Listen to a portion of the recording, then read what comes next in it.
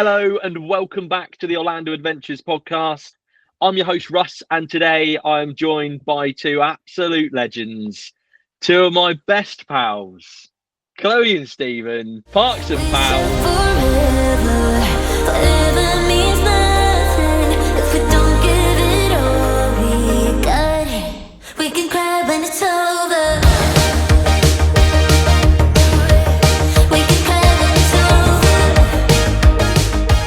Welcome back to the podcast. Who is the Park? Who is the pal? That is the question. We'll never know. The original guests, baby. The originals. And to be fair, I became the pal to Parks and Pals. Yeah, you are the pal. That Plot you twist. did, and Yeah. and you're welcome. After all this time, it was me all along. Oh, amazing. How are you? How are you both doing? The jet lag's not too bad. I thought I'd hit like a 3 o'clock slump today. Yeah, Didn't hit it. I was absolutely fine. I think it's always a thing of like, I think now that I've done it so many times, I'm just bad that first day. That first day, I just have to give in to the You're nap. Like we cranky. were chatting about this. It's just like, do you know what? I know everyone says like avoid the nap. I'm just like, sod it. Give in Embrace to the the nap. nap. Give in to the nap. Have 2 or 3 hours. Crack on with the day as much as you can. Then go to bed. Sleep for 12 hours. You're done. Yeah, I mean, post-flight Stephen is very cranky, so I just let you do whatever you want after flying. Thanks, Chloe. It's all right. You can't say it's a lie. What am I saying? Thanks, Chloe. Exactly. So I let you do whatever you want to do, and normally I get coaxed into a nap as well. Yeah. Because I just It didn't do take what you much do. convincing. Like It you got into didn't. bed before me. I did. I was like, I'm in first. How are you doing, Russ? I'm very good. Yeah, to be fair, I slept for 7 hours on the flight. Yeah. Yeah. Yes. To be Screw fair, you. we both slept for quite a while. I think I had at least 5 hours. I looked forward because I could see the reflection of your face on your TV screen, and I'm like, he is still asleep. For a man who doesn't sleep on a plane, I you know. slept a lot. I was determined. I was like, I am falling asleep on this plane, and I fell asleep before it even took off. Yeah. And like, yeah, I missed the food. I woke up at one point, and I was like, nope, I'm going back to sleep. And I did. Yeah, and to be fair, I felt absolutely fine yesterday. I didn't have to do the nap. I went to bed at a normal time. I woke up at a normal time, and I'm still Well up done. to that. Yeah, so I'm not to Good brag, job. but like, Yeah, I'm screw doing you, fine. Stephen. Yeah, screw me and my 30-minute sleep on a plane. There you go. Yeah. Oh, amazing. And I suppose just to get into it a bit, like, obviously I know who you are, and I think that the majority of the people who listen know who you both are. Mm-hmm. And if they don't, I don't know where they've been for the past 120 episodes. But who are Parks and Pals for anyone who doesn't know at this point? I'll let you tell us. Sure. Yeah. So we are Chloe and Stephen, and we run a podcast called Parks and Pals, which we started about 2 years ago. And Yeah, we I'm share... Chloe, by the way, and that's Stephen. Just in case you got couldn't guess confused. from the voices. But yeah, we basically run an enjoyable, immersive, informative podcast Wow. that basically just does anything from guest episodes where we chat about all things Disney and Universal. We do deep dives on rides and history of parks, and then just go on loads and loads of holidays and get to talk about it and call it a podcast. Yeah. Yep, it don't get any better than that. And No, it talking doesn't. about- Talking about doing trips and going on holidays, obviously we have just come back, as we've discussed. How did you both find? Like, as a quick overview, because I know we're going to talk about this on episode of you. So Yeah. I don't. Well, I mean, I don't take it. I got your voice note earlier, Russ, and it was just about an overcap. No, that's not the word. Overview. Overview You of the okay? trip. No, jet lag. And I was like, you couldn't have said it better. It was just a wonderful trip, and there's so many different highlights. Each day has got a highlight. Yeah. And although we did 25,000 steps every single day, and I think I'm the tiredest I've been after a trip in a very long time, wouldn't change it for the world. No, Had the exactly. best time. And I think you obviously did an episode just before we went on that trip about like, can you do Orlando in a day? And I think 7 days, not a day. in a day. Oh my God, could you imagine? You can't you do it imagine? in a day. We gave it a good go at times. I'll be honest. 150,000 steps later. No, like you said about like doing a trip in a week. And I think we had a good conversation the other day where it's like, yes, it's absolutely possible to do it in 7 days, but be prepared for the fact that you're going to be utterly exhausted. I'm totally with Chloe and you on this, in the fact that it was such a wonderful trip with so many new experiences. Like, we had a great time as a trio, and then obviously did things individually as well. But just the whole trip was so enjoyable, but I was physically and mentally exhausted by the end of it. Yeah. It was so busy. I mean, to be fair, like we crammed it in. Like, Yeah. we weren't just doing a park in a day. It was park on park on park at times. So you guys said we need itinerary, and I went, I've got you. Don't worry. Let me raise you. and we went, okay, let's do it. Like, no issue. We're just going to take any park we can do. And I suppose talking about doing parks and doing one park in a day, because it was only one time really that we did it. Yeah. Epic Universe. Oh, damn. I mean, I don't know where to start. I honestly don't think there are enough superlatives to actually put into perspective how good this park is. No, like, it's incredible. I think the best way to summarize it is that we spent the entire day all in complete awe. And I think every aspect about that park is just jaw-dropping, from the individual ride experiences to stepping through those portals for the first time to actually exploring things on like a deeper level. It is jaw-dropping how incredible that park is. Yeah. I mean, I was going to start at the car park. Yeah, to be fair, I've got a list. Crazy. I've gone as the way we walked in and the way we did it. So to be fair, like, car park, thoughts, go for it. Wasn't even that far away. Everyone's like, oh, it's a really long walk. It's no different to City Walk. No, not at all. It's no different. Actually, it's a much more enjoyable walk because it's not all like up a hill or up steps. It's just straight down there. I think I will always compare every car park experience to the Magic Kingdom car park. And if anything is better than that, then good Lord, it's wonderful. Yeah. And can confirm it was better than that. Yes. Oh, you had an awful experience there, didn't you? Magic Kingdom. I was parked in Mordor, I think. And it was like it was the hottest day of the week. And then I was like, right, just got to walk back to the car at this point. And it was like 35 degrees trekked to the far depths of Magic Kingdom car park. Absolutely not. Yeah. Not great. But no Sam to jump on the back of. No, exactly that. he wasn't there to say he carried me. God, Stephen, where were you to do that? Anyway, sorry, I think that was the day that I was at Epic Universe again. So apologies. It might have been, to be fair. But I suppose, obviously, with the car park, we said amazing. Like, obviously, it looks, the main thing we said looks fresh, clean, looks just like it looks immaculate. And then you come up to the entrance. Like, thoughts on like the Kronos as your icon? I love it because it's always moving, Yeah. It just was satisfying. It was moving, it was just a nice speed, everything was spinning out, and I looked at it and went, wow. I think it was one of those things, and I appreciate this because I adore Imagineers. I enjoy design a lot more than I used to.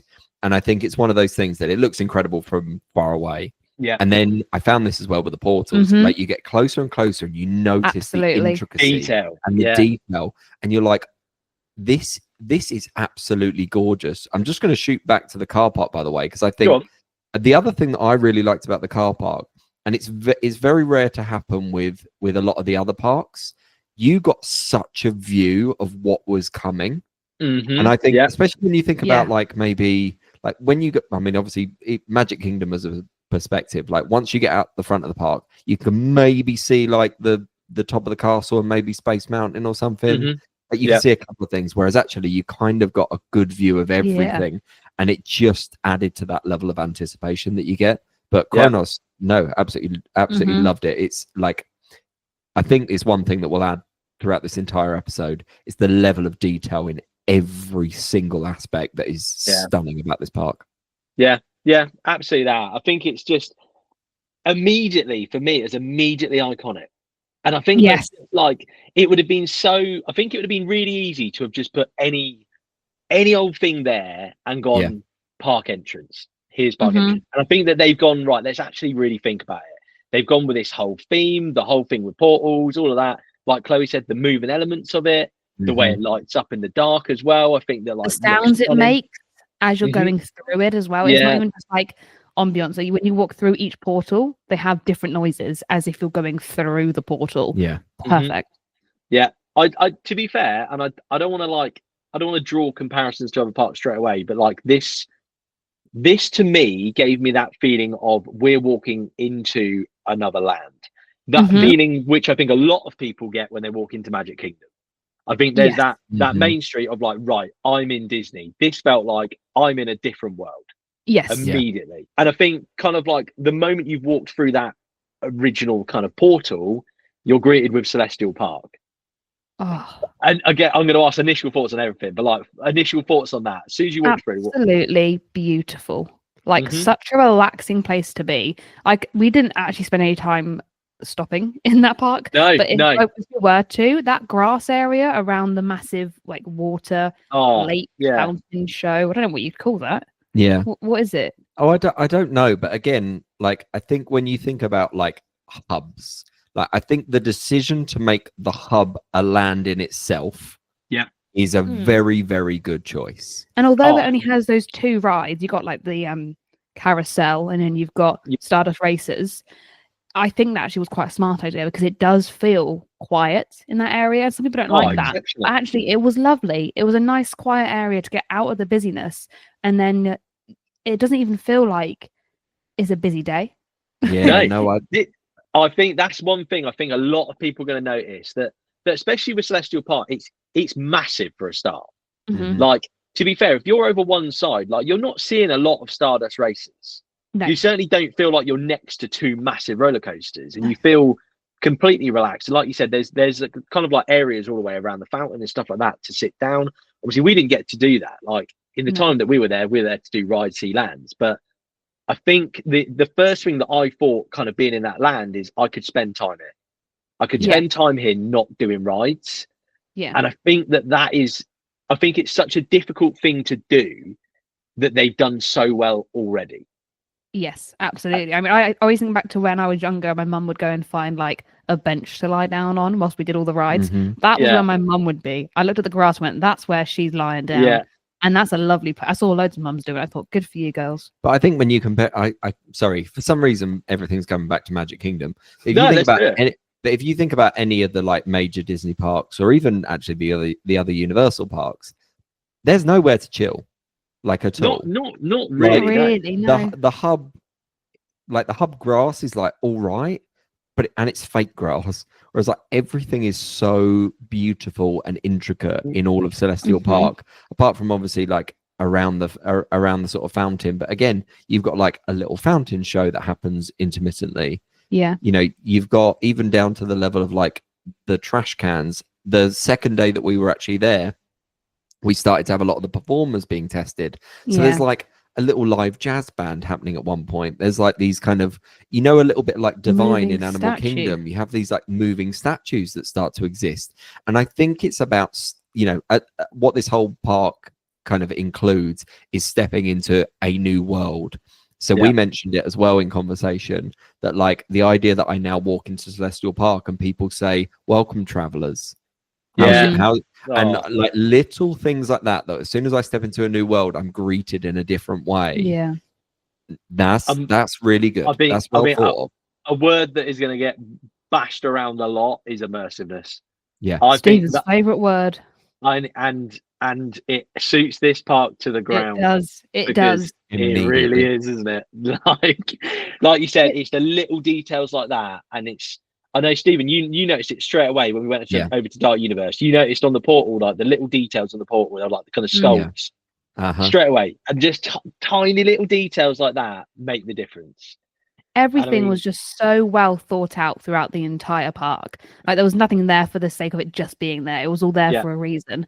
And even to the point where they have guest services outside each of the portals. Fantastic idea.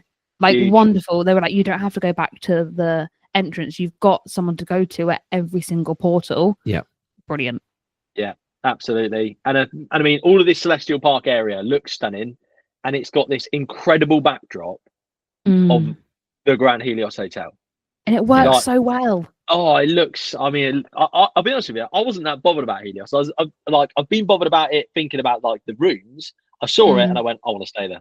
Like that was it, just straight away. Yeah, for sure. I mean, we went in for a short period of time on our second day there, and it was. We didn't spend much time actually in the hotel itself. We briefly went into the gift shop. Yep. But we went straight up. But even the area where the elevators are, that was beautiful. Yeah. And actually the bar itself and the views ceiling, that you get from it. Like expensive bar.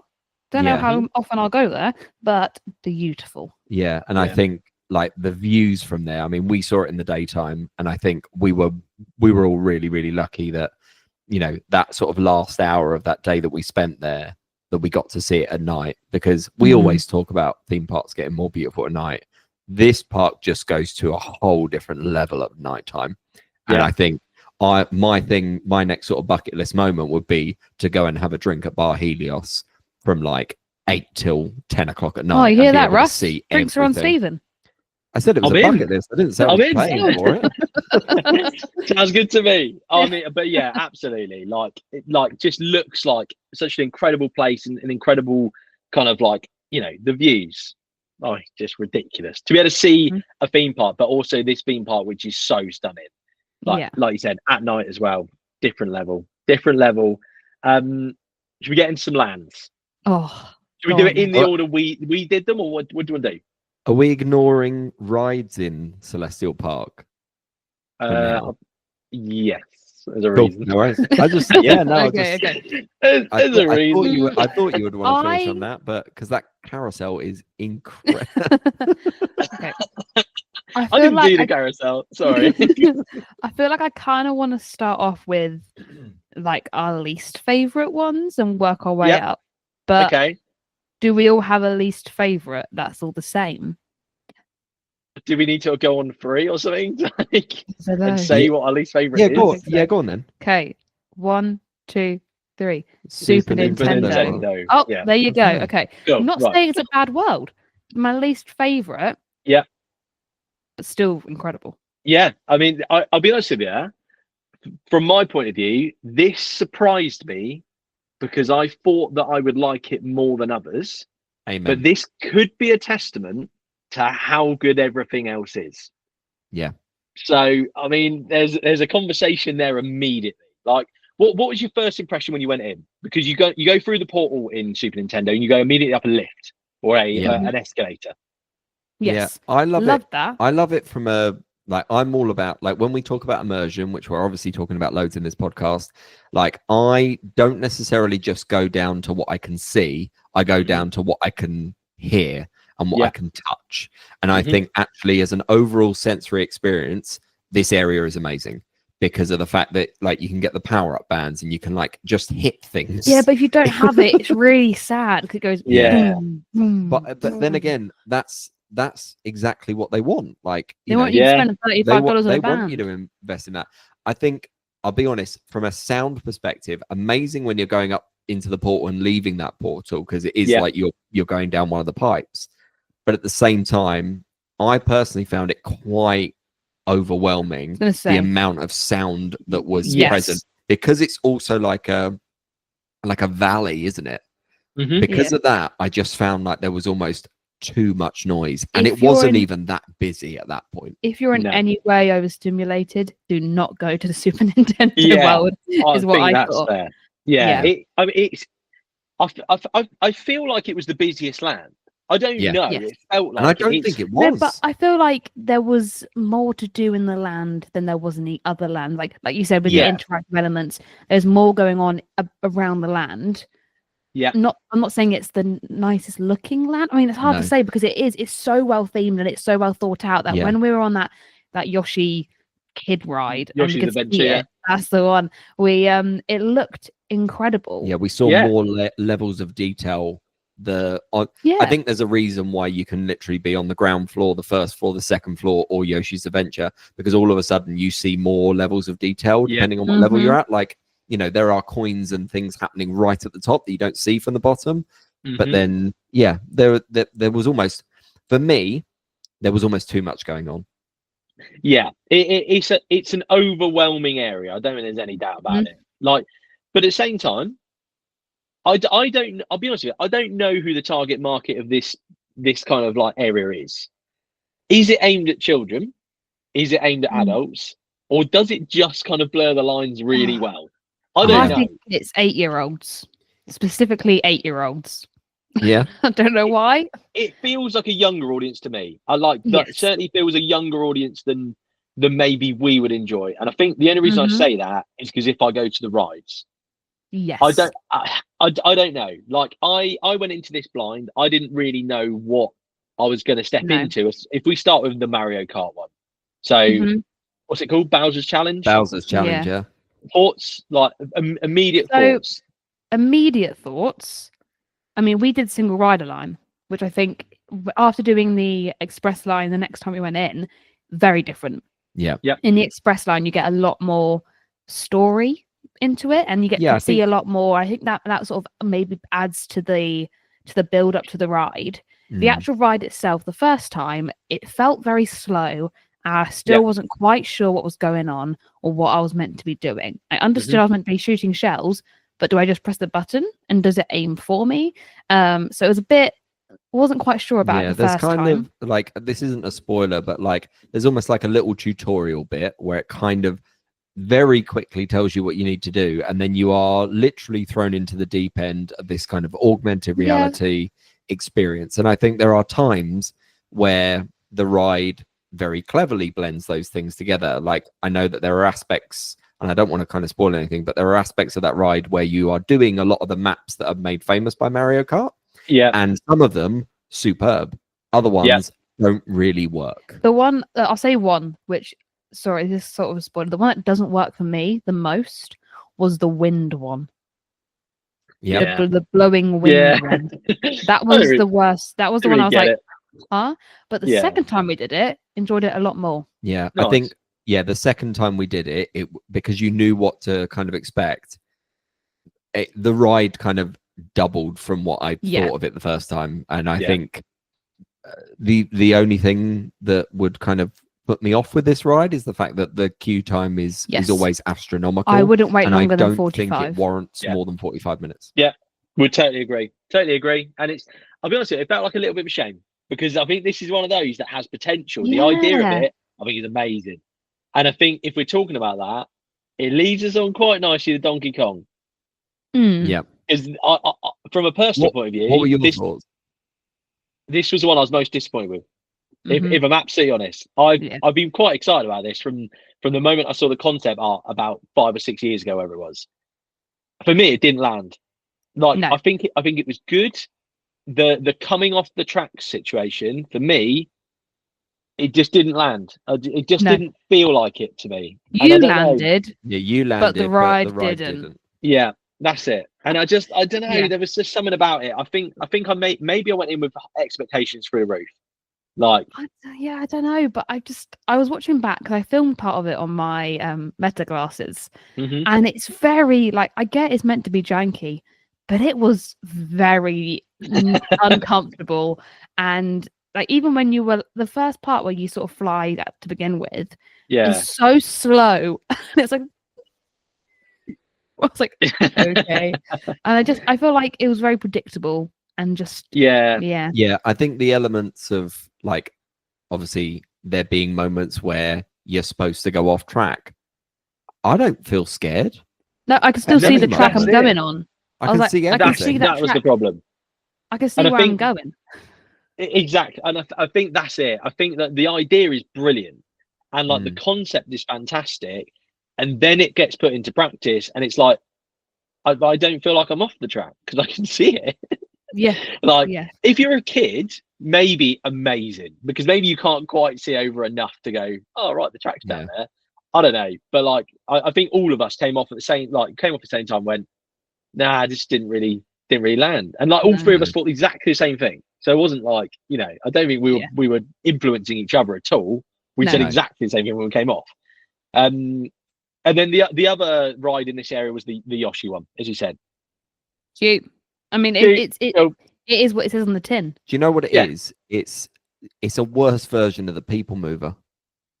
Yeah. Oh no, I like the People Mover. No, but the People Mover is Mover faster. exactly. But But- the People Mover is for me where I get really nice views of things.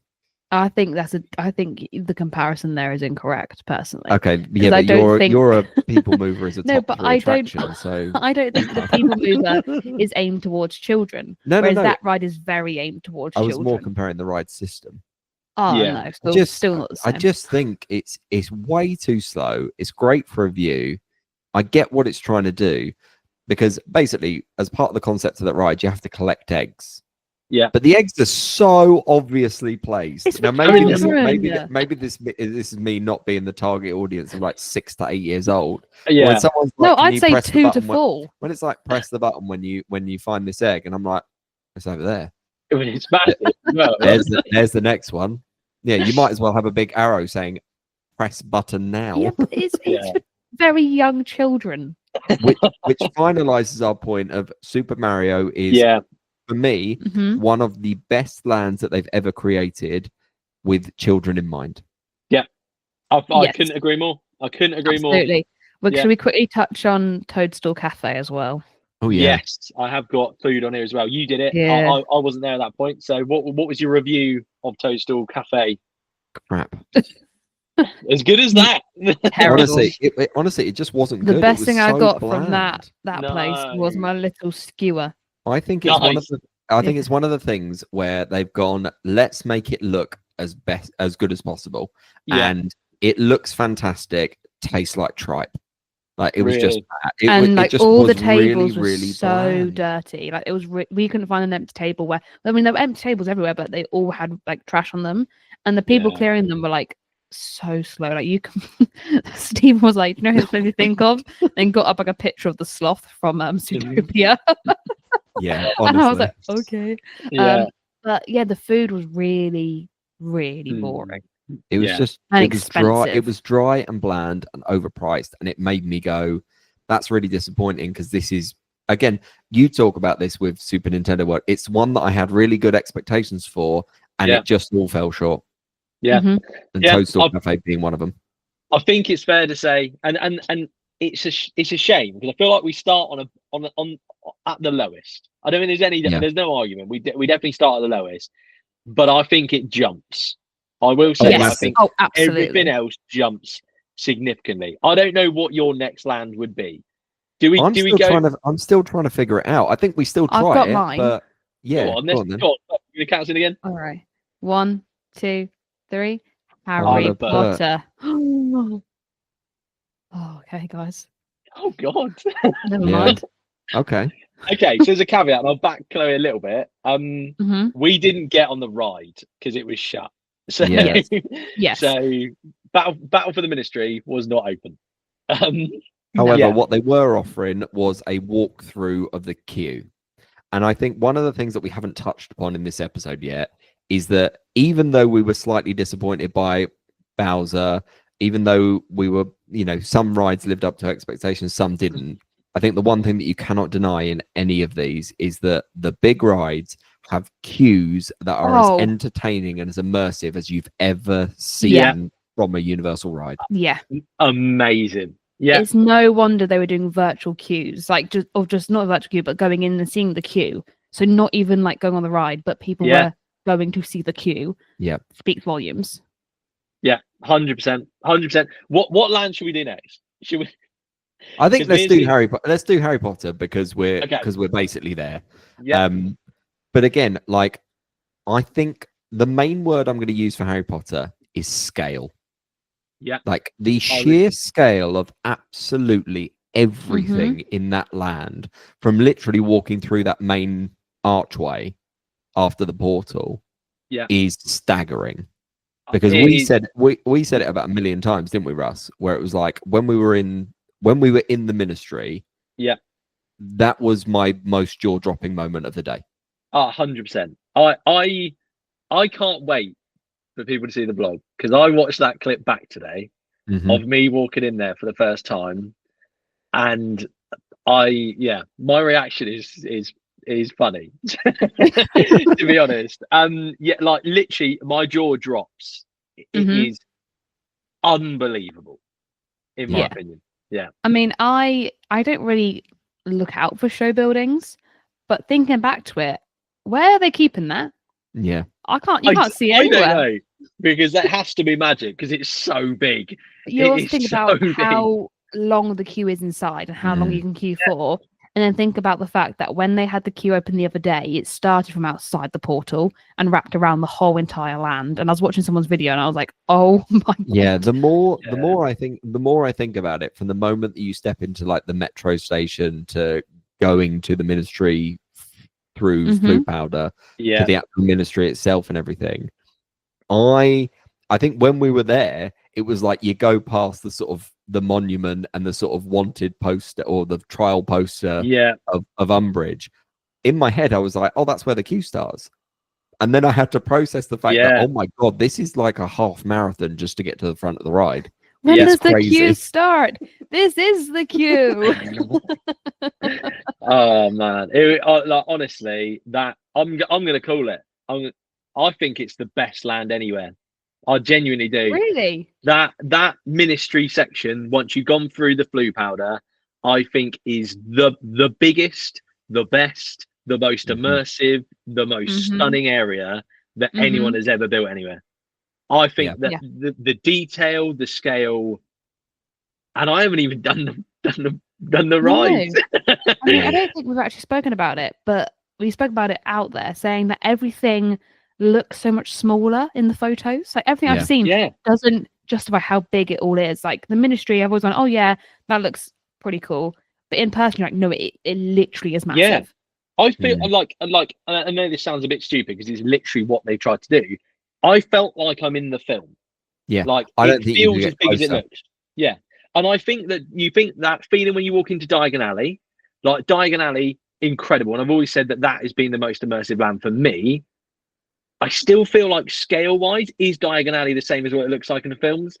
Probably a little bit smaller. I felt like the ministry is scale for scale, like literally, like absolutely to a T. I mean, just incredible. I don't know what else to say. and I think if that queue and that land as a whole is anything to go by, then we already kind of half predicted it that would probably go in my top 3 attractions in Orlando. Yeah. Without even having to ride it, because of how, you said it perfectly. I'm in the movie. There is not a shadow of a doubt that I'm in the movie. Like Batu's cool, and like I think that's such a great immersive world, but I kind of get it a little bit. But this was like a whole nother level. Yeah. Like I'm looking up like 4 stories at like things in the ministry. Like in the queue, not even the main bit, but you step into that main bit where you were talking about like, oh my God, this is where Dumbledore and Voldemort fought. And you're like, there is no doubt that, they've stood here. Yeah, literally. I'm honestly mind blown with it because I think it's incredible. I really do. And I just want to go back. I want to see it again. Yeah. I just like I almost can't compute it, and I think all of us, because I watched. I think there's a clip on mine where Chloe walks in as well, and she turns around and she is just like this. The same as me is like, oh my God, like that look immediately of like, I can't believe it. I can't believe what this is. Incredible. Off the back of that though, thoughts on the Parisian kind of theming of the actual mainland? Beautiful. It looks nicer than the French Pavilion in Epcot. Yeah, that is probably for me the most surprising area of all. Yeah, because I just thought it was going to be completely meh and be like, oh, I'm not that bothered about Fantastic Beasts or anything like that. That whole area is stunning. Yeah, like, and Stephen, you said it. Sat down. Scale, go on. Yeah, like they're literally. It's like, and again, I think you get it a little bit with the with what you're saying about Diagon Alley. Diagon Alley looks about like 3/4 scale. Yeah, these Parisian streets are 1-for-1 scale. Yeah, like of exactly what Parisian side streets look like. It's literally crazy, and I had no hype whatsoever of walking through those streets. But then I stepped onto them, and I went amazing, which kind of probably leads quite nicely into like the food and drink perspective. Definitely. Of like you step into these like cafes, and they do not feel like I'm No. in a quick service. Certainly not No. in a theme park. Yeah. No. Yeah, and we sat outside in the lovely Yeah, it chairs. was like having a coffee in a Parisian Yeah. street. It was On the incredible. streets of Paris. Yeah, And you ordered, what did you order, Chloe? A Oh. Burabire? yeah. I ordered. I thought I was ordering a new fancy drink I'd never had before, and then the guy came over and went, "Did someone order the butterbeer?" And I was like, "No, I ordered this." He went, "Yeah, that's just butterbeer in French." I went, "Oh," he was like, "Because we're in France, so it's going to be in French." He sort of looked at me like, "You idiot," and I'm like, "Well, I don't speak French." Yeah, but you walk away feeling a bit like an I idiot. felt like a real idiot. I feel like, do you know what I mean, normally when they do that, they would put in brackets like Yeah. butterbeer. Yeah. Yeah, but they do in the description. They just made butterbeer sound like it was the best thing since Yeah. sliced bread. I was like, Yeah. the description did not. I did not know that was the description for Yeah, it was like a butterbeer. beautifully caramelized. Yeah, and I was like, oh, okay, butterscotch. I was like, oh, sure. Ooh. And then it comes out as but I had never had a normal butterbeer before, so, So there you go. You actually ticked off something. it was all right. But yeah, that was a bit embarrassing. Yeah. But then, Russ, what did you have? I had the Burabire crepe. The most expensive Um, crepe has ever had. Literally, like I choked when I saw it was $20. To be honest with you, I thought it was just gonna be a quick serve thing. So when we went in there and it's this full sit down, like Yeah. China plate restaurant, I'm Yeah. a bit like, I'm not sure I needed it. I just want the crepe. But I mean, I will say it's one of those snacks that I've gone on about for ages because I saw it quite early on, like when Yeah. they released all the foods, and it was one that I wanted to try. For me, it wasn't worth $20. No. It's nice. It was really sweet. It was lovely. The presentation was nice. I've done it, and that's kind of where I stand on it. I'd go for a $12.99 kind Yeah. of dish. Yeah, it's not $22. No. It's ridiculous. Yeah. So Absolutely you know, ridiculous. I think there's inevitably there's other places to eat in the Harry Potter area. They didn't jump out at any of us, I don't think, did they? No. But No. at the same time, we might try it at some point and be pleasantly surprised. But However, one thing I will say, I love the fact that you just sit down at a table and you order from there by scanning Yes. the QR code. yeah, There's no like laborious queues or anything like that. I actually find that very efficient. Yes, it And worked actually, very well. we haven't touched upon it, but I think the overall design of waiting and like if you're going to be in a queue for a long time, the queues are well worth being in. Yes. Like if you're going to go for a sit down or quick service, you're not going to be waiting long and it's going to come straight to your table. I think they've really thought about the logistics of existing within this park. yeah, definitely. I'm going to leave the next thing in this area just for a minute, and the reason why is because I'm going to put it together because it's a show. I'm going to Sure. put it together with the discussion about the Untrainable Dragon show Sure. in Ireland. I feel like there's a discussion to be had between the two Okay. of them. What land do we want to go to next? We've got Isle of Burke, we've got Dark Universe. Well, should we go to Isle of Burke because we both mentioned it? Do you want Yeah. to do it? Well, I was going to say Isle of Burke is my second.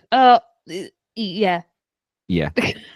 The top three are very hard to pick from. Yeah, I think But that's Isle fair of to say. Burke, I might put it at a joint second first. I So- think with Isle of Burke, it was the one that I like. Don't get me wrong. I've seen How to Train Your Dragon. I quite Yeah. like the film. I thought it's got a lot of heart. It's lovely. beautiful music. I did not really have any expectation for the land too much, but then you step through that portal and it's incredible. I wanted to cry. It Yeah, made Yeah. me emotional.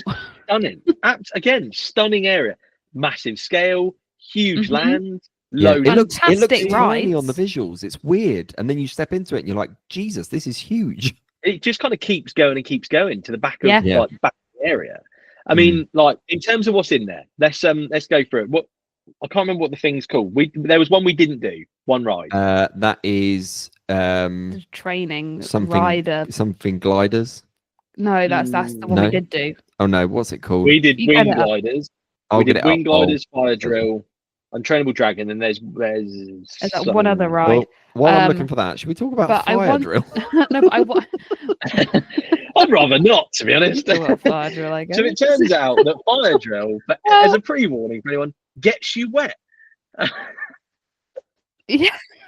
I think you're playing this down a little bit, Russ. Actually, you get absolutely bloody soaked. I think you'll find everyone we saw was coming off it rather dry. And Yeah. for some reason, Not us, but I think it's because we put out the bad karma to the world because we already decided before getting onto that boat that if we could, we would get the people in the queue wet. Yeah. So I think the world was like, oh, you think again. Yeah. You're going to get You're wet. going to get sick. And, so, go on, Chloe, because you I think you took the brunt. I did, and I also was the one who suggested this ride, so it's fair enough that I got soaked the most because you sort of, it's a bit like, have you done the one at Alton Towers where you have to like, you're sat in like a pirate boat and you're shooting at signs. You're not actually collecting any points. There is no purpose to this ride. You're just shooting at targets for no reason. It's a training exercise. Yeah, training exercise. Great. I don't really know how it works, but I feel like there are some things that when you hit them, other things happen. And Stephen managed to catch the moment that I had a massive bucket of water like thrown over me. So that was great, seeing as it was already quite grey and miserable that day. I was about to say we seemed to time it perfectly because we went on fire drill and the sun immediately went away and then it rained for about 2 hours. So apart from being absolutely sodden from that ride with no expectation of getting that wet, we came off it and we were just absolutely drenched. But then it was raining anyway, so I thought, can't no get any difference. worse. But then you also had a moment where you got covered in water as well. I was not expecting it. I had camera in pockets, like I was having a panic. I'm like trying to put my camera under my t-shirt. The t-shirt's soaked. I'm like, this is doing nothing at this point. It was wet. It was really wet. I think it's, I don't want to say it's like Popeye wet. I think as wet as what you come off maybe Ripsaw Falls at times. I felt wet. But at the same time, I feel like it definitely is going to change depending on what targets you hit and stuff. So because people were definitely coming off like nowhere near as wet as we were. So if you know what you're shooting at, then maybe that makes a difference. But what was the ride? What was the ride, Stephen? You found it? So it was Dragon Racer Rally. That's the one. I really wanted to do it. I never got to do it because the day we went with our express passes, it doesn't offer express. It's one of the only ones that doesn't offer express. I think it will do. It had the queue there, but they just didn't have it open for some reason. But we were told by our friend Grant that if you sit on, it's the wing on the outside, second row, that's black and red. Yeah, it's supposed to be like Hiccup, but if you get on that one, then that is the Toothless. easiest one. Sorry, I keep Hiccup is the we boy. can ride on the back of the boy. No, but it's more of it like because of the way the ride works, you can essentially like control. Flip upside you down. can flip upside down if you really want to, which is quite cool. But didn't get to do it. We didn't do it, so we can't really say a lot about it. However, what we can comment on is whatever the next one's called, because I completely forgot. Gliders. That's the one. That was fantastic. I mean, Stephen looked at me and I was like beaming the entire way. I was just gonna say, I looked at it and my initial thought, and I'll let you say what it was like, but my initial thought was like, I've completely forgotten what the ride's called. Hiccup Swing Gliders. No, not that one. The one at Hagrid's. No, the one Dragon Racer Rally. Oh, Flight of the Hippogriff. Flight of the Hippogriff. Flight of the Hippogriff. I literally looked at it and I thought Flight of the Hippogriff. It is what my thoughts were originally. And then we went on it. And then what happened? I mean, and it's closer it's to a mini Hagrid's. It's closer to Hagrid's. I loved it. Mind blowing again, because I think because we didn't expect it as well. And like that's a proper coaster. That I wouldn't even class it as a junior coaster. I think that is just a proper coaster.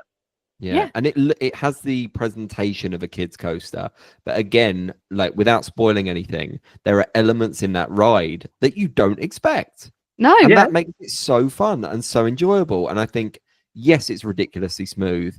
You know, the music. The music is stunning. And actually, kind of when you're going over because this isn't a spoiler, but like when you're going over the water and sort of gliding through, you think, I'm in this movie. This is incredible. That and it's playing the soundtrack as you go around. Stunning. That was good. Yeah. That was a good ride. What else? We haven't spoken about this at the moment. Locker system. Fantastic. Yeah. Oh my goodness, because we use lockers for this ride all the locker systems are already like halfway through the queue or towards the end of the queue. So you get to keep your stuff on you the entire time. The same locker system as Tron or Velocicoaster, where you get your stuff from the other side of the locker afterwards. Yep. But it's all facial recognition, and they're full-size lockers. Yeah. Like the locker game was at a 2 at Studios and Islands. Yeah. Epic, it's out of 10. Yeah. Couldn't make them better. 100%. Yeah, couldn't agree more. And the final thing in this area, and we're kind of going to go back to Cirque Arcanus as well. We've got 2 shows in this park. We have got Untrainable Dragon. Yeah. What was initial thoughts? Because I believe this to have been the one that's been hyped up because it's already a show at Universal Studios Beijing. Yes. There's hype. People know that this is good. What were your thoughts of it? What did you kind of think when you watched it? I mean, no spoilers, but the big thing that happens in it didn't get to happen for us. Yeah. Toothless was a little bit unwell. Yeah, which was slightly annoying, but at least they told you before the show started. Yeah. I thought, I appreciate you telling me, but I also thought maybe they're trying to trick us. They weren't. He actually wasn't. They weren't. But the show itself, I really enjoyed it. I thought didn't expect it to be musical. And actually, no, I didn't either. The original songs are great. Yeah. Yeah. Like really, really nice. It was well thought out. A nice, short but decent storyline. Lots of smoke at one point. Couldn't see a thing, but loved it. Yeah. That bit got a bit. Nearly got me. I'm gonna be honest. Yeah. No, same. And if what happened was meant to happen, I think I'd gone. Yeah. So would I. Yeah, but I was also immediately like we've spoken about scale. There's sort of there's an animatronic / puppet in this that again scale wise makes like that for me, even without the big thing happening, made me go, Jesus, this is impressive. Okay. Yeah. So did you prefer that show to the other show? I don't know. I preferred the Harry Potter show. I think I actually preferred Arcanus. So. Definitely. Yeah. Definitely. Yeah. So Cirque Arcanus. I'll be honest with you, I went in with zero expectation. I had no idea what was going on. I thought it was going to be a standing show to begin with. I thought, is this like a Poseidon's Fury kind of thing? Yeah. No. This is one I won't give spoilers at all because I think that going into this not knowing anything made it incredible. Like, and that's probably as far as I'll go on it. Like, if you are into the Wizarding World, if you're into Harry Potter, if you're into Fantastic Beasts, if you're into your mind blown as well. If you're into sort of like techie stuff, incredible. I mean, the second time we watched it, we were then looking out for things because we sort of knew what was coming. And even then, I'm like, this is incredible. I think, the way it works, amazing. I think there's one moment, and we know what we're talking about. There is one moment that my jaw absolutely hit the floor. Yeah, because I was literally like, how on earth has that just happened where I am? And any moment I get that in a show, I'm like, bravo. Yeah. Question: these 2 shows, where does this put Universal with regards to shows compared to Disney? I think from a musical standpoint, Disney still have it because I would rather go and listen to Finding Nemo the musical or Lion King. I think tech, it's gone out. However, from a tech perspective and moments of immersion, like watching an incredible piece of theatre, Universal have gone from kind of, for me, like I don't mind the Bourne Stunt Spectacular, but like I've seen it once, I probably won't go see it again for a while. These shows I'd watch every single time.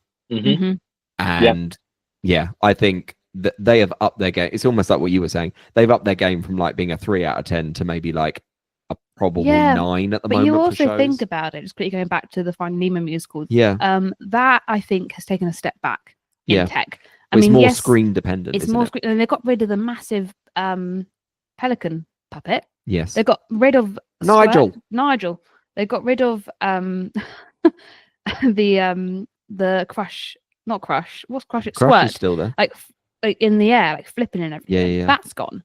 And I feel like that took a step back, whereas this has just gone, we're going to make it as realistic as we possibly can and not not depend on screens. They still use screens, Mhm. but they use them in a way that works really well, Mhm. and they haven't relied on them as such. I think even without the screens, they would work. I think that's something to say, even from a ride perspective, because I know we haven't touched upon it yet. Epic Universe doesn't overly rely on screens. Epic Universe perfectly blends screens with the practical real world. Yeah, like even to the point, even to the point of like portals. Yes. Because you get the element of going through the portal aspect, and then you're kind of into the physical, and it just blends perfectly. Yeah, amazing, and I'm excited by the fact that Universal brought their show game. Like honestly, they've needed to. They really have, and they've listened, and they've produced not one but two exceptional shows. So it's just it's bringing all of this together to make this an unbelievable park as a whole, and not just one land or one ride, but everything is coming together. Yeah. And I think just before I get to the next land, there was we had a little bit of food in this area. We both had the mac and cheese cone. Mac and cheese cone. Thoughts? Oh, loved it. So filling. After a margarita, it hit the spot. That bread was perfect. I know that our friend Dylan also had the like teriyaki chicken rice bowl, and he said that was incredible as well. I don't even know where that was in Isle of Burke, but it was in there. But he said that was incredible as well. So the mac and cheese cone. It's such a weird, simple one. And actually, for me, like when I compare that to Toadstool Cafe, like that is like as basic as you get, because it's literally like a cone of almost like garlic bread with mac and cheese on it and some goldfish on it. Yeah, and it's absolutely delicious, and you want another one. Good. It suits the land strangely. Do you know what I mean? It looked right. Yeah, it definitely did, and that's it, isn't it? And I think that it's foods like that, and I know I talked about it a few times. It's kind of like the viral snacks thing, and Disney do it exceptionally. Like you could go in every park and there's a viral snack somewhere. I don't think you could go in either of the Universal parks and find one. Whereas you can go into this park and I think there's a few. So they've immediately gone like, we're going to make stuff, but we're going to make it fun. We're going to make it themed, and it's going to taste nice. So they've definitely brought it with this. And I think there's probably a couple more in the next land as well. So, I mean, this was a land which I think a lot of people have been excited for. I think a lot of people have been anticipating Dark Universe. I mean, I think as old school Universal fans, it does absolutely everything for you.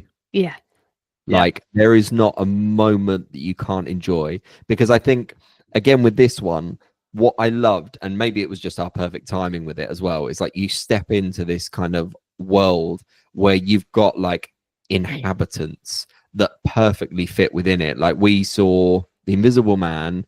The second time we were there, we actually saw Igor being out and about, which was really, really like incredible. But then you've also got these villagers who are just kind of like telling tales and myths and everything like that. There's lots of violins. Just everything works. But you're also kind of cloaked in like this mist and mystery. And then obviously at the forefront is Frankenstein's Manor, which is, in my opinion, one of the most impressive show buildings ever created. Oh, I mean, again, we say the word scale. The thing's massive.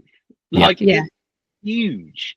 And the queue was so well thought, where you're not just going up a set of stairs, you're going up the winding stair of the manor. Yeah. Like, what? Literally. And the thing is, like, when you think about it, it's like, well, yeah, that would be amazing. That would be that would be absolutely the thing to do. But obviously, when it comes to making rides, it's not always the case, is it? And they've gone, we will spare no expense. We will, if we're going to do this, we're going to do this. And they did, boy, did they do it. Like that, honestly, that queue, that whole building is top tier. I think it's one of the best. I don't think there's any argument whatsoever. Pre-show, fantastic. Yeah. I'd have said there's a couple of pre-shows, isn't there? Well, this is the thing. I think you step into the first pre-show and it sets the tone perfectly. I'm not going to give anything away, but like you think that the first pre-show is impressive.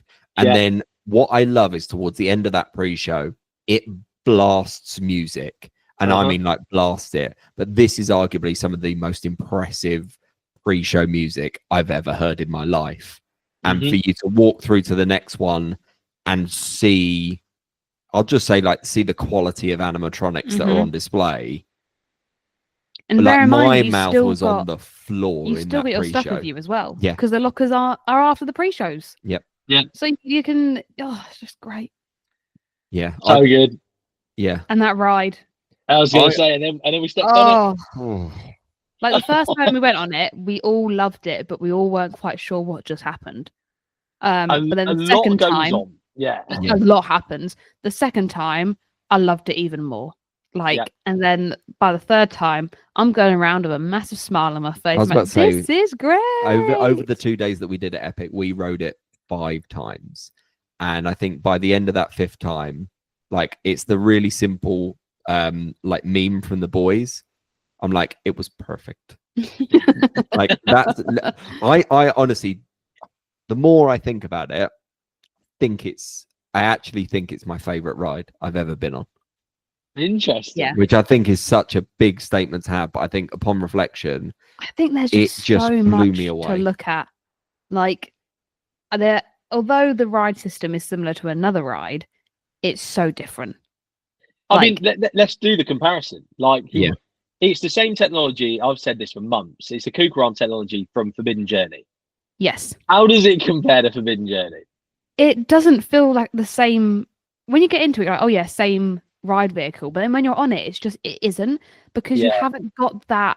I can't do Forbidden Journey without feeling like I'm gonna throw up because of the screens. Mhm. Yeah. And I think the way they've said what this ride is meant to be in the pre-show, even when you see how it works and the mechanics, it fits into the storyline, which is, it's just so good. I think with Forbidden Journey's only downfall has been its over reliance on screens. Yeah. And I think when you, like, the best bits of Forbidden Journey are when you are absolutely thrown underneath the Whomping Willow and you see the scale of that, and and all the practical elements.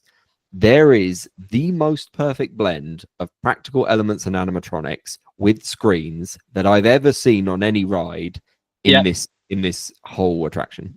Yeah, and I think I've said this for months. Universal can be so good at animatronics. I've had this discussion about Hagrid's because it winds me up. The animatronics in this ride are the best animatronics I've ever seen. Absolutely. And there are loads of them. Yeah. Even the first one that you see when you go in that first corner with the fire. Yep. I was going to say the first one that you see in the pre-show. I mean, the pre-show, but even oh my the God. even the first one that you see on the ride, the way it looked at me, it had a soul. Do you know what? I think it was maybe the 4th or 5th ride that I did. I went, I'm only going to look at eyeline. And every single time something felt like it should be looking at me, it was looking me dead in the eye. And I think I think that is so impressive to do when there are 4 seats for you to choose from, and I've sat in every single one of them. Yeah. And I've felt that every single time. Like, sometimes that misses a little bit in, like, because on Forbidden Journey when the firebolt breathes fire at you, and it only kind of does it really at the people on the right hand side. Yeah.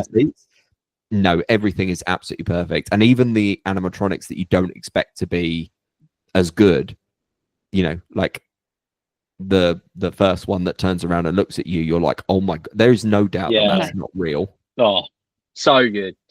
I think it's all we can say. As a ride, I think it's so near to perfect. I don't even know what I would do to make it any more perfect. I think it's that good. I really do. Yeah, there is only one thing. I think there's one occasion in it where you are looking at the show exit curtain. Yes. And I went, why am I looking like I shouldn't be able to see? That's the only part I went, yes. Why I shouldn't be able to see that. Yeah, about halfway through, isn't it? But that's me being, I don't really mind seeing it because the quality of the literally, I agree. I think we were all like thinking if there's anything, and that is the only thing I could say, but that's me being picky. Yeah, 100%. And like, what a ride. Unfortunately, we didn't get on the other ride, which was Curse of the Werewolf. That was closed. Yeah, it was closed. On the day that we went in on that second day, it said delayed all day, and we were like, "Oh my god, it's not saying Gonna closed. It open. might be, Yeah. it might open. It never opened." So Yeah. again, that judging by like, because that also looks like from a visual point of view, it looks like a kiddie coaster. But knowing what Hiccup's Wing Gliders was Yeah. like as an experience, I'm like, that's going to be fantastic as well. It's gonna be brilliant. Yeah, 100%. And I was just going to go on. I was just going to go with regards to food next up. So we've got obviously the discussion we've had with all the other lands with food. You had do you have a burger in this land, Stephen? Burning Blade Tavern, yes, I did. I had the one at the Burning Blade Tavern. And it was okay. Like, I think it was supposed to be more than it was, but actually the actual burger itself was really, really tiny, and actually the bun was a little bit dry. What I really wanted to try was the garlic steak, but we were originally going to try and get that on another day, but didn't. Do you know how much Epic cost to build? No. Any guesses? In dollars. In dollars, like that makes a difference in my prediction, Chloe. 400 million. I don't know. Oh no! I'm going for 12 bill. 12 billion. Are you sticking with your guess, Russ? Well, no, it sounds really low at this point, doesn't it? $7 billion. Okay. Yeah. Okay. I knew it would be in the billions because I knew that because Hagrid's I think was 600 mil. Was it? Just for that ride. So I'm a way off. Nice. Yeah, I mean, like you said with the food, like I think that garlic steak seems to be the one. That seems to be like the go-to. Unfortunately, obviously, we didn't try it. I had a mocktail, the Novocaine. Yeah, that was really cool. It was cool, like little kind of like novelty flask in like a vial. The guy at the bar told me if I go up to the Invisible Man and ask him about it, he'll tell me all about how it's going to turn me invisible. Yeah. And we didn't see Russ the rest of the day. I know, I was gone. So it was it's a green mocktail. What's in it? I did write it down. Pineapple, blue raspberry, passion fruit syrup, emerald prism powder, and Sprite. There you go. It was lovely. It was really nice. Yeah, all good. Yeah, I would recommend. And I think like again, the fact that it came in like a souvenir cup, fun. Yeah. What Universal need a bit more of. Bit more kind of fun. Yeah. Fun foods and drinks. The whole thing was perfect for the land, wasn't it? Yeah, 100%. And and again, just to summarize, what a land! Like for them to have taken probably to an extent a little bit of a risk with Dark Universe because they know full well it's not for everyone. I think they've hit it out of the park. I don't know, there's any argument. Yeah, 100%. Yeah. And it leads me on. We've got essentially there are two more rides. There's the carousel. What I can't remember what it's called. It has got a name. Constellation Carousel. That's the one. Well done. Did you do it on your second day? No, we didn't. Like, I'll be honest, I'm not a carousel person. If I'm being honest, no, that's fair. Like, I think even though this one looks very clever, I think you've done a carousel. Like, you've done them all. Is my honest opinion, because the other thing within Celestial Park looked a bit more like my kind of cup of tea. A bit more us. A certain Stardust Races. Let's get into it. I'm excited to talk about this. Well, I also think we were incredibly nervous, weren't we, Russ? In the sense of we got into the park and it was delayed, and it was delayed up until about 12:30, 1 o'clock. And I tell you what, when you get when you buy a preview ticket like we did, you are explicitly told that everything might not open. Yeah. So we were scared. And then I think we'd finished in Isle of Burke, or we're just finishing up in Isle of Burke. Walking over with the mac and cheese cone. We saw it being tested and we went, we're getting on that. Yeah. And luckily we literally stood outside the entrance for like 10, 15 minutes and it opened. Yep. And Russ, talk to me about this ride. So we went on the yellow side first. The yellow side and the green side. We knew nothing about these. Did we go on yellow first? Or was yellow? Yeah, yellow first. Yes. Yeah. So we didn't know enough about them to know which side was more thrilling, whether or not they were different, whether they were exactly the same, just reversed. So we went on the yellow side. My initial thoughts when I came off it, I immediately said to you both, that's better than Velocicoaster. That's the first thing I said. What was the first thing you both said? I thought You that said that you w- you I felt thought uneasy. I tell you what, it felt like the truest version of a thrill. Like when I tell you that yellow side, like there are elements of it in Velocicoaster where you feel like you're being thrown out your seat. Mhm. There was probably double-digit moments of me Yep. feeling like I'm being thrown out of my seat on that yellow side, but I loved every minute of it. Yeah. Mhm. And I think it is ridiculous to understate how good this is as a coaster, because Yep. I think we debated and discussed it. We were lucky that we got to do it 3 times. I think we did yellow twice and green once. Mhm. Mhm. But by the end of that day, I think I certainly felt like that was the best coaster in Orlando. Yeah. Yes. I remember the conversation because we came off and I was like straight on like it's better than Velocicoaster, and like it hurts me to say that because I've gone on about Velocicoaster like for the past 2 years or like since the first time I ever went on it. And I was like it's better straight away. I'm like that feels different. You were both like I don't know. You're on the edge, and understandably because we've gone on it once at that point. And you're like, I just don't know. Mm-hmm. So then we went and did it again, but we did Greenside. Yeah. Greenside, we then found out was meant to be a little bit more tame because, Chloe, you found that it was very airtimey on the yellow side. Yeah, and that sort of rattles my brain a bit much. Like Ride Rocket will give me a bit of a headache because you're sort of suspended in the air a bit too long, where it just makes me want to pass out. Sometimes I do pass out, and that's fine. But I felt like Yellow Side did that a lot. But then Green Side, there was a time I think it was on the yellow time with our friend Dylan, and the second time we went to Epic, that I did that thing that we did, Russ, where you put your hands up for the entire ride. Yeah. But on the time with Dylan, at one of the air time points, I fell so far forward, I punched the front of the carriage. Like that's how much G-force there is, and my arms are just slammed down in front of me. Yeah. It was insane. But I think after doing them both again, I think maybe it was just the margarita and the fact that I'd just eaten a mac and cheese cone. See, I still prefer the Green Side, having done it's yellow smoother. more. Yes, it's there's much, no much argument. smoother. And I think, I mean, obviously, it's a dueling coaster.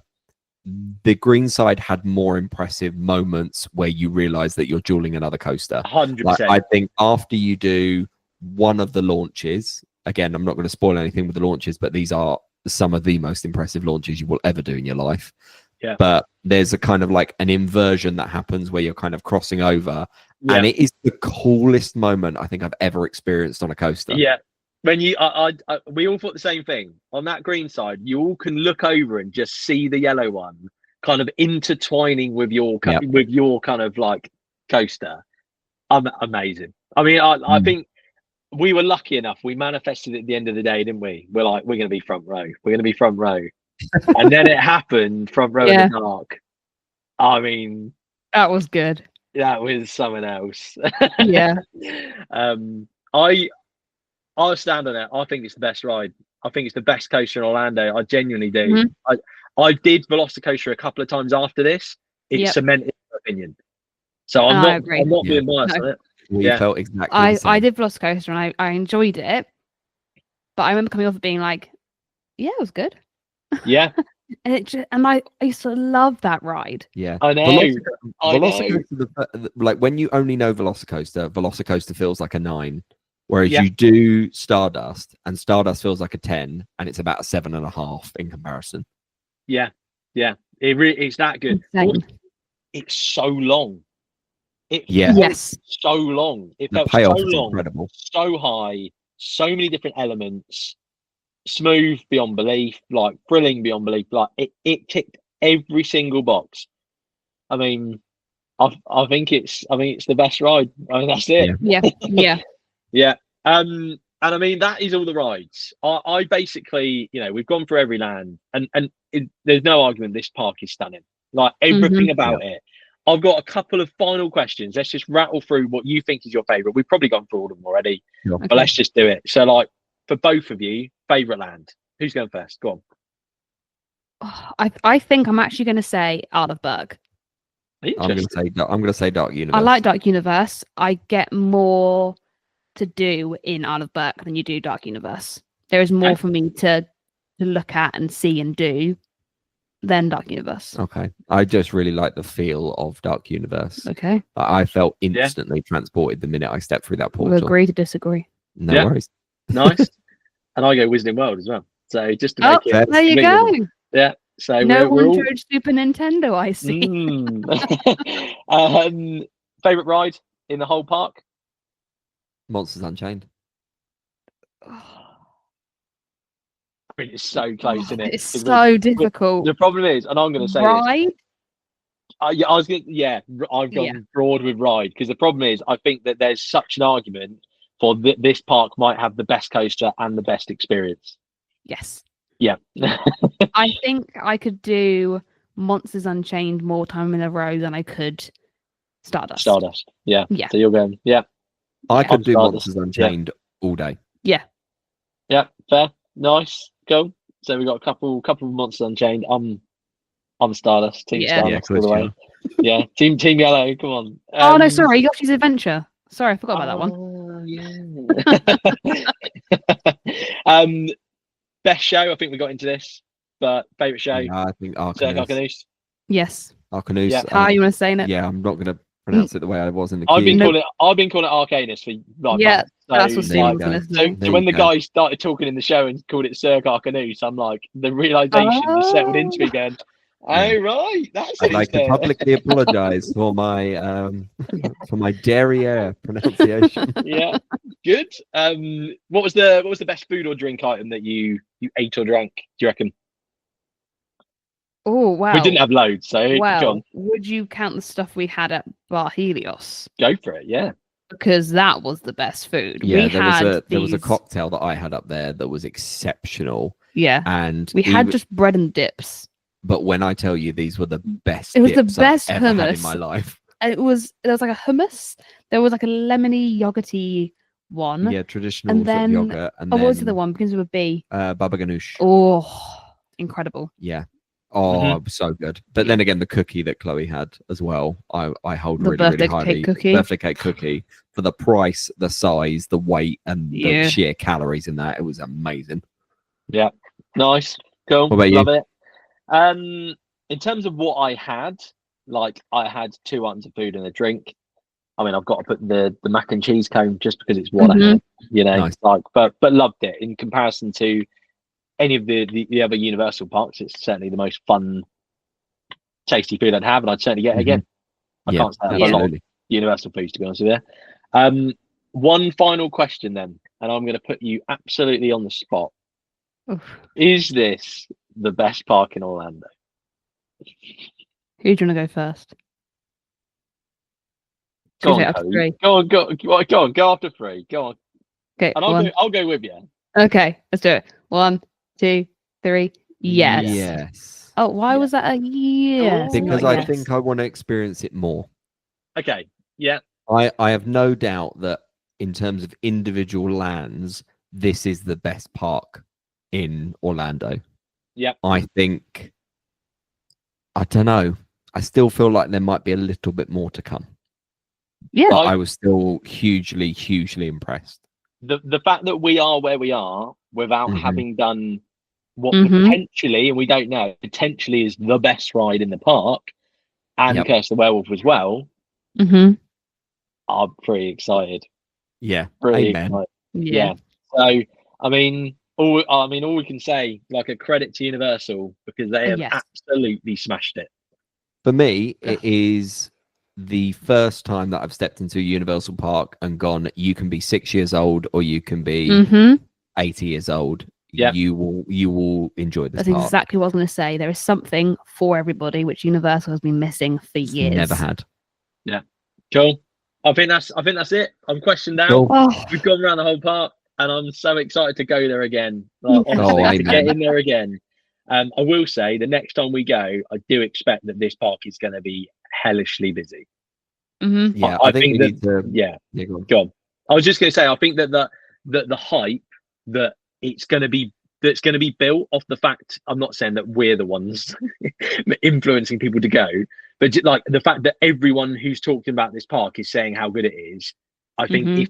if you were thinking about doing Epic Universe this year, I think you're now going to do Epic Universe this year. Yes, Of course. Off the back of how good everyone's saying it is. So busy to come. Yeah. And I think we are never going to get as lucky as we did on that day. No, Like at the end of the day, we walked away from that and we did Monsters 3 times, Yeah. Stardust 3 times. I think if you're doing that on opening week, you're maybe getting on a couple of things once. I agree. Yeah. But Yeah. I will say a couple of things. I will say, one, if Ministry is at a 3-hour queue, I will absolutely queue for it. 100%. Yeah. Maybe not 300. I think that's an absolute push for me. To be honest, I don't think I'd ever wait more than 2.5, 3 hours for a ride. But if I could do any giveaway at the moment, and I don't have the funds to do a giveaway, I would make sure that everybody gets a chance to go to Epic Universe. Yeah. Hear that, everyone? Stephen's going to pay for everyone to go to Oh Epic my Universe. god, that becomes the sound clip from this episode. I swear. And I'm getting a cocktail out of this as well, I heard. So. It's great. Amazing. Well, it's been an absolute pleasure. It really has. So thank you so much for coming on again. It's always a delight to chat with you both. And I mean, I had a wonderful trip. I really did. Yeah. So yeah. Thank you for having us on. It's been lovely. And thanks for coming with us. My pleasure. So this was the episode with Chloe and Stephen from Parks and Pals. And what an episode. What an episode. We got to talk about Epic Universe, and not just talk about it, but talk about our first-hand experiences of Epic Universe. I mean, what an episode, what a couple, what a podcast, and just genuinely two of the nicest people I've ever met. And I feel so lucky. I feel so lucky to have met them through their podcast, through my podcast, and through this amazing community. So thank you again to Chloe and Stephen from Parks and Pals for coming onto the podcast for the second time. The OG guests, the originals. I hope you've enjoyed this one. I really do. This was so much fun to record. I hope that you've enjoyed kind of listening to the three of us, because there's a lot more of that coming in the next 7 vlogs. First one coming out on Sunday, 5 p.m. Let's go. I hope you've enjoyed this one as much as I enjoyed recording it. And I will see you all in the next one.